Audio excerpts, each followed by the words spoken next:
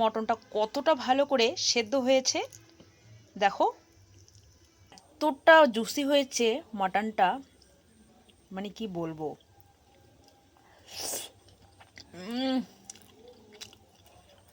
এই কালাভুনাটা খেতে দারুণ লাগে, তোমরা একবার না করে খেলে বুঝতেই পারবে না, দারুণ হয়েছে। মটন কালাভুনার রেসিপিটা করার জন্য এখানে আমি 1 কিলোর মতো মটন নিয়েছি। মটনটাকে বেশ ভালো করে ধুয়ে পরিষ্কার করে নিয়েছি। এবার মটনটাকে ম্যারিনেট করে নেব। বড় চামচের 1 চামচ আদা রসুন বাটা, 1 চামচ কাঁচা লঙ্কা বাটা। পরে নুনটা ব্যবহার করতে হবে, তাই এখন অল্প একটু নুন দিয়ে দিচ্ছি। আর দিয়ে দিচ্ছি হলুদ গুঁড়ো, ঝালের জন্য লঙ্কা গুঁড়ো, কালারের জন্য কাশ্মীরি রেড চিলি পাউডার 1 চামচ। আর দিয়ে দিচ্ছি 100 গ্রাম টক দই।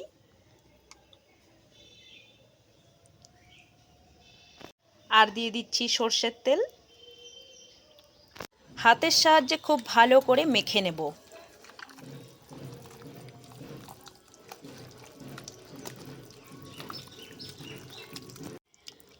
মশলাগুলোর সঙ্গে মটনটাকে ভালো করে মাখা হয়ে গেলে এর মধ্যে দিয়ে দেব সামান্য একটু চিনি, আর দিয়ে দেব ভেজে রাখা বেরেস্তা। এখানে আমি বড় সাইজের 4টা পেঁয়াজের বেরেস্তা করে নিয়েছি। এবার বেরেস্তা দিয়ে চিনি দিয়ে আরও খুব ভালো করে মটনটাকে মেখে নিতে হবে।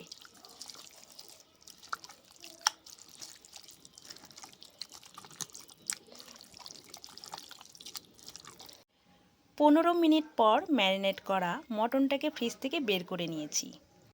একটা কুকারের মধ্যে ম্যারিনেট করা মটনটাকে দিয়ে দিচ্ছি। 80% মতো কুক করে নেব।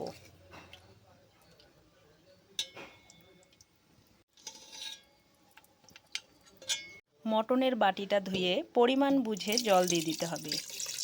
এমনভাবে জলটা দিতে হবে যেন 80% সুন্দরভাবে কুক হয়ে যায়। মটন কুক হতে হতে এদিকে কিছু গোটা মশলা আমি রেডি করে নিয়েছি। সব মশলাগুলোকে গরম তাওয়ায় ভেজে নামিয়ে গুঁড়ো করে নেব।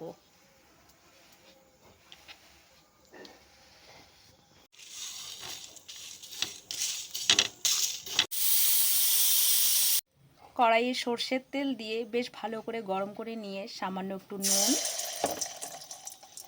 সামান্য একটু হলুদ গুঁড়ো, 3টে বড় সাইজের আলুর টুকরোগুলোকে ভেজে নেব।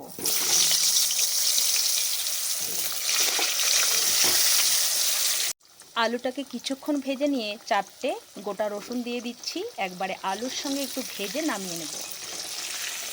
আলু আর রসুনগুলোকে খুব ভালো করে ভেজে নিয়েছি, তুলে নিচ্ছি।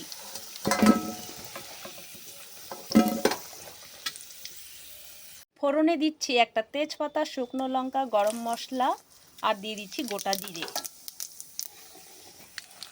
ফোড়নটাকে নেড়ে চেড়ে একটু ভেজে নেব। ফোড়নটা 1 থেকে 2 মিনিটের মতো ভেজে নেওয়ার পর দিয়ে দিচ্ছি পেঁয়াজ, কেটে রাখা পেঁয়াজগুলোকে। যতক্ষণ পেঁয়াজের কালারটা গোল্ডেন কালার না হবে ততক্ষণ নেড়ে চেড়ে ভেজে নেব। পেঁয়াজটা ভেজে যখন একটু কমে আসবে তখন দিয়ে দেবো বড় সাইজের একটা টমেটো। টমেটোটাকে দিয়ে পেঁয়াজের সঙ্গে আরও ভালো করে ভেজে নেব। পেঁয়াজ আর টমেটোটাকে ভালো করে কষিয়ে নিয়ে দিয়ে দিতে হবে 1 চামচ আদা রসুনের পেস্ট, 1 চামচ কাঁচা লঙ্কা বাটা, 1 চামচ জিরে গুঁড়ো, 1 চামচ ধনে গুঁড়ো, হাফ চা চামচ লাল লঙ্কার গুঁড়ো ঝালের জন্য, কালারের জন্য রেড চিলি পাউডার, পরিমাণ বুঝে হলুদ গুঁড়ো। সব কিছু পরিমাণ বুঝে দিতে হবে। মটন সেদ্ধ করার সময় কিন্তু আমি এই মশলাগুলো ব্যবহার করেছিলাম, তাই এখন আমি বড় চামচের হাফ চামচ লবণ দিয়ে দিলাম। এবার খুব ভালো করে কষিয়ে নিতে হবে।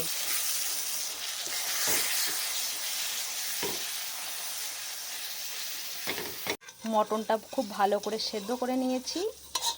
এবার মটনের জলটার থেকে মটনগুলোকে আলাদা করে নিচ্ছি। অল্প অল্প করে মটন সেদ্ধ করার ঝোলটাকে দিয়ে দিয়ে মশলাটা বেশ ভালো করে কষিয়ে নিতে হবে।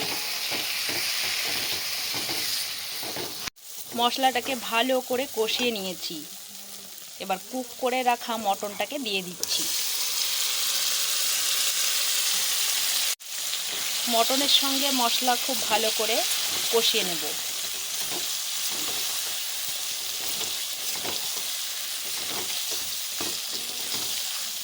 মশলার সঙ্গে মটনটাকে ভালো করে কষিয়ে নিয়েছি। এবার ভেজে রাখা আলু আর রসুন দিয়ে আরও বেশ কিছুক্ষণ কষিয়ে নেব। আলু আর রসুনটাকে দিয়ে বেশ ভালো করে কষিয়ে নিয়েছি একটু হাতে সময় নিয়ে। এরপর মটন কুক করার যে জলটা আছে সেই জলটাই আমি দিয়ে দিচ্ছি। এক্সট্রা করে জল দেওয়ার দরকার নেই। সেদ্ধ করা মটনের জল দিয়েই সম্পূর্ণ রান্নাটা হয়ে যাবে। ভালো করে ঝোলের সাথে মটনটাকে মিশিয়ে নিতে হবে।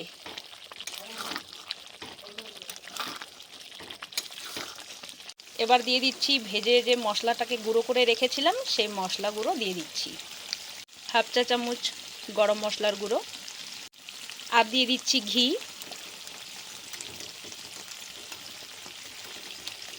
সব কিছুর সঙ্গে বেশ ভালো করে মিশিয়ে নিতে হবে। কালা ভুনার কালারটা কিন্তু চলে এসছে, দেখো বন্ধুরা।